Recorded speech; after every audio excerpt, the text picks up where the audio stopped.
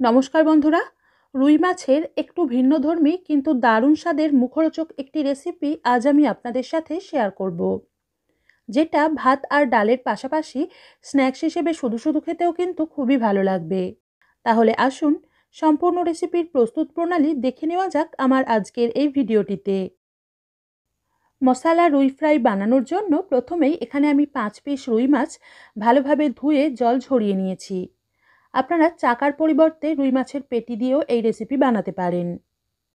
এর মধ্যে 1 টেবিল চামচ পাতিলেবুর রস, পরিমাণ মতো নুন, হাফ চামচ করে লঙ্কা ও হলুদ গুঁড়ো, 2 চিমটে মতো গোলমরিচ গুঁড়ো, এরকম চামচের মোট 1 চামচ আদা রসুন ও কাঁচা লঙ্কা বাটা এবং হাফ টেবিল চামচ কাঁচা সর্ষের তেল দিয়ে ভালোভাবে মাখিয়ে নেব। আদা ও রসুন বাটার পরিমাণ যেন বেশি দিয়ে দেবেন না, তাহলে আবার ফ্লেভারটা কড়া হয়ে গিয়ে খেতে অতটা ভালো লাগবে না।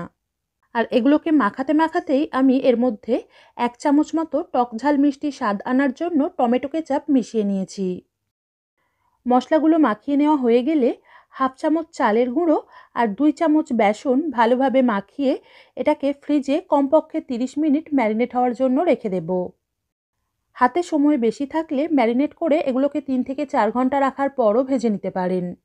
আর বেশি বেসন কিংবা চালের গুঁড়ো যেন মাখাবেন না, অল্প করেই মাখাতে হবে। একই পদ্ধতিতে এই রেসিপি আপনারা রুই মাছের পরিবর্তে কাতলা মাছ দিয়েও বানাতে পারেন। তারপর ভাজার জন্য প্রথমেই একটা কড়া ভালোভাবে গরম করে নিয়ে দিয়ে দিলাম পর্যাপ্ত পরিমাণে সরষের তেল। তেলটা ভালোভাবে গরম হয়ে এলে এর মধ্যে ম্যারিনেট করে রাখা মাছের পিসগুলোকে ছেড়ে একটা চামচ কিংবা খুন্তির সাহায্যেই মাছগুলোর ওপরে এইভাবে গরম তেল ছিটিয়ে দিয়ে মাঝারি আঁচে একটা সাইড কিছুক্ষণ ভেজে নিয়ে উল্টে দেব এবং অপর সাইডটাও কিছুক্ষণ ভাজার পর এগুলোকে আরও 2-1 বার উল্টে পাল্টে গ্যাস মিডিয়ামে রেখেই একটু সময় নিয়ে ও ধৈর্য ধরে 2 পিঠ লালচে ও মুচমুচে হয়ে আসা পর্যন্ত ভেজে তুলে নিয়ে অল্প চাট মশলা কিংবা পাতিলেবুর রস আর পেঁয়াজের রিং সহযোগে পরিবেশন করতে পারেন।